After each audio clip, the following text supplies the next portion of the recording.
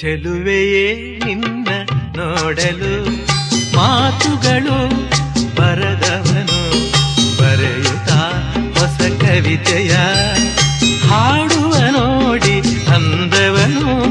ಚೆಲುವೆಯೇ ನಿನ್ನ ನೋಡಲು ಮಾತುಗಳು ಬರದವನು ಬರೆಯುತ್ತಾ ಹೊಸ ಕವಿತೆಯ ಹಾಡುವ ನೋಡಿ ಅಂದವನು.